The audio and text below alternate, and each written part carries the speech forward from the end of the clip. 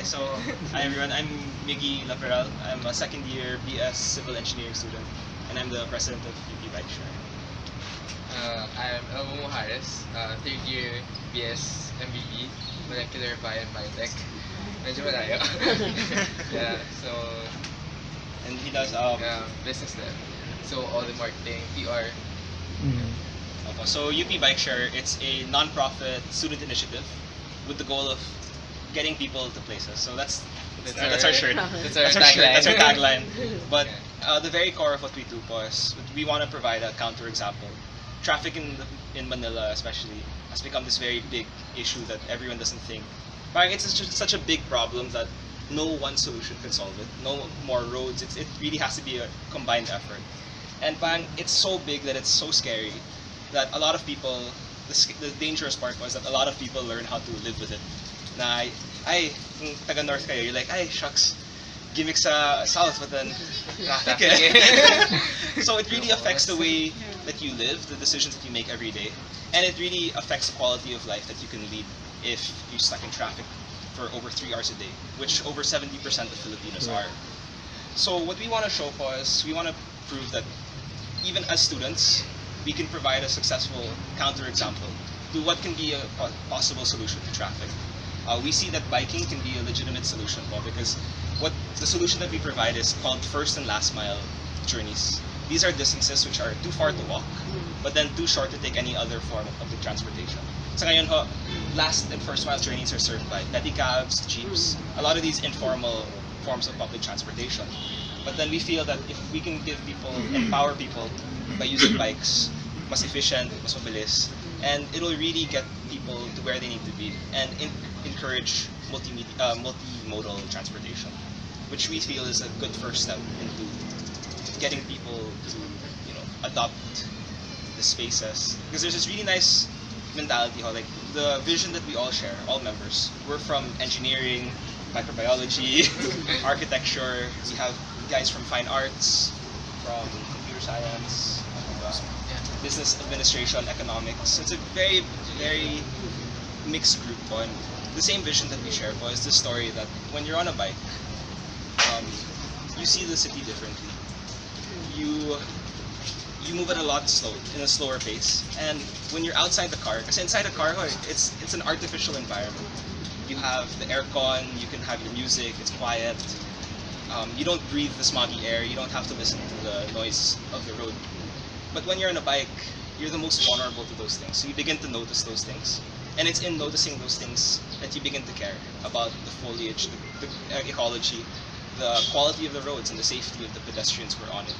And it's in this empathy, it's in this experience that we feel that we can really bring people to caring more and doing something about traffic. Oh, yeah. That's it. Okay, so that's the vision. That's what the vision. about the funding? Kami ho. How much did you all put up? So we started. totals? We started. We started April 2015 last year. Oh, what's it? One year, happy It's been 1 year na Our po. launch was August 8th. August 8th.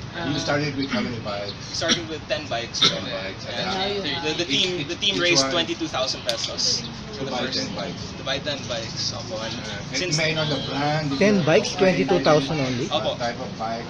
So, Sketchy ho eh, mga Manila Pier eh. Yung kunyari yun. That's, ibang mga bike eh. so yung 2,000 lang per Opo. bike.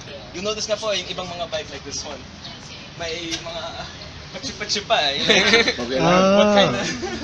And then so you, have people who maintain it? Kami rin ho. Kayo rin. So it's a very... Interesting. We should be students first. Okay lang. It's hard, It's hard to balance. It's hard to balance it po. so the bikes are here always? No po. No, Ah. it goes around the campus. Okay. So on regular days, students who are registered into our system can use the bikes to going from one station to another. So where can they pick it up? From sa what point? Like, specified stations. Yeah, So 12. So yeah. within the Yes, campus? within the Campus. How many bikes do you have now? You have 28. Still room for It used to more? be 30. Well, what happened to the 7? Ay, 2. We lost 2. We lost 2 last sem. No. Isa nakita sa katibunan, isa sa maginawa. I was gonna ask that. Kasi Expected, sa no? Luneta, pag they rent out bikes, they have people looking out for it. But it's because Hindi, right now, the plates help. Like, they can't go outside the di ba campus. pwede honesty system naman? It's an honesty system. Yeah. So ngayon, Yes. talagang it's all about trust po. We trust. 2 in a year, that's good enough. Oh, it's well enough. I think. Masakit pa rin ho eh. Oo. Nakikita nyo, Pinatulan nila Hindi na po eh. Then, Sinakay na lang siguro sa SUV yan. Grabe naman. tama po eh. But the way the system works po, we have over 70 users now. And around 300 users waitlisted. The only thing that's stopping us from taking more is that we're only 20 odd members in the team. Kaya medyo nahirapan And ako konti pa manage. yung bikes. At konti yung bikes. How do you divide your time? We don't. Sabay-sabay. Sabay-sabay. Sabay-sabay. But the way the system works was that as a student, you can register on our online survey. Actually, even and after that, we'll contact you for a road safety seminar. So the road safety seminar teaches you the skills to be safe on the road. Para sigurado kami that you won't get run over, you won't do anything stupid.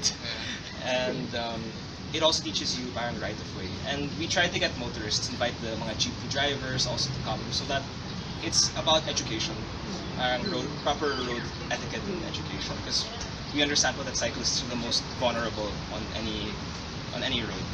And after that, when we can trust that they have the skills and means to keep themselves safe on the road, then we give them a code every week. Every week, every 2 weeks, we change this code, and it's a lock. It's a 4-number code, and we just text that to them every 2 weeks. We change it. I was told hanggang gabi daw. Opo, 24/7. So, may mga ilaw naman yun. Wala po. Kanya-kanya. Kailangan maingay ka na lang. Okay. Sir Lee, So ngayon, we ask our participants not to ride it for more than 30 minutes and not to share the codes with their friends. Nangyayari din ho eh. salam. It's okay. So you just within the campus. Opo. So it's within the campus. What type of bikes are those? These are second-hand Japan surplus bikes Mm. from Get the it from sketchiest Multiply, places iba-iba. of Manila Pier. talaga? Support area. Wow. To pay. Galing. And then who repainted it? Who repainted the mga I design? think to pay. Kayo na One lang? bike, mga 2,200 po. Yeah, Tapos we... nice. Opo. Sa lugar na yun. Naghanap ko pa rin talaga. Kaya nga eh. Turo nyo nga sa akin, bibili rin ako. Oh, ikaw, bro. What can you say about UPL mo? I'm not gonna answer this. Iba-blur namin yung face. Blur. Tapos through the, like, Like this one. The But parking. you know, it's yeah, space. space. And getting through bureaucracy in general, yeah. Because we're not a registered student org yet. So, as of now, parang how they see us as like our university arm. So they let us do whatever, like the activities we do for like the events and everything. Or else, hindi kami makakagawa ng So purely for students. Yes, po, and it's for free. Not for leisure. Yeah, it's for free. Not yet, but then we're currently developing the tech for that so that we can do tracking and everything. Then eventually, maybe we can open it to outsiders and everything. So In this like, case, are you open for sponsorship? Yes, po. Yes, We po. like Alright. money. We think. Mm. You hold weekly. How often are your weekend Bike rents. Every week. for every week, Mel? We have an event. well, this Go, Amo. for the bike rent, it's every other week. Every We try other every other week. So that's But, open to the public. Yes, It's, yes. Comes here. use the bike for whatever donation you want. They're a weekend. No, they have a So week. they They have- On only- regular Sundays days, po. that's for For students. But then students. for Sundays, we For rent it out to everyone. outsiders. They Pero have within also- the campus din. Yes, yes. It's perfect kasi close to yung oval, so it's perfect. It's made pedestrian. Yeah. How's that plan so far? I think it's Meron fine. meron ng awareness. Opo. We had over 120 rentals last Sunday. So as long rentals mo would be much. Pay whatever. Ho. Some people give us 5 pesos. Yeah, donation Some people give basis. Basta 200. 30 minutes. Yes. We want to marry those people who give us 200 pesos. Wow. 200 or 5. 50? Yes. No? Yes. Yes. Not bad. For Okay. 30 So pag minutes. sponsorship ka, kailangan maglalagay sila ng mga Yes. bawat- Sticker. Okay na sa iyo. Actually, we Yeah. just signed the MOA with DMCI. DMCI Homes. We're required to say that now. yeah. We just signed it yesterday. Please remember DMCI Homes. Oo nga. Because they mentioned DMCI Homes. They gave us money for 40 bikes, which we'll be procuring. So at the end of the month, 40 bikes, so that's how We're gonna much? be adding 40 more. 280,000. Sige, tingnan namin yung ano yung photo vlogger niya sa loob. In exchange for that. So, ang gagawin nyo sa bikes, lagay nyo yung logo nila. Yeah. Yes. Small lang, small Uh, lang. Sana may mga Ah. set ano na, where they'll place it. Opo. Oo. And then that's what you sell. That's space. Kasi kung Space. ano ilagay dyan, baka... So, for example, I want one bike, lagay ko yung logo ko doon. Yung face. O kahit yung mukha niyo, ho, okay lang din. Huwag naman mukha. Sa helmet, pwede? Pwede rin, ho. Kasi baka malimit yung number of sponsors, di ba? Opo. Oo. But yeah, what's exciting for us was the student innovation. We have over 4 thesis groups working on wireless tracking, software analytics, the locking mechanism, the power sources, Mm. mostly from engineering. So yun yung exciting ho eh, like how we can immediately use what you learn in school or in a classroom, and you immediately apply it to a real life project, which Are you helps. willing to share it to other schools like That's the goal. That's the goal. Na we can bring Expand this it outside. and parang crowdsource all of the Great. know-how, Mm. the technology, into a student system, into a system built by the Filipino youth. Because we feel po that if you can start with the youth, like adopting biking, adopting cycling, and making our roads safer and advocating for that, it'll Yeah. trickle down, so that by the time they're old, like like it'll be a cultural norm.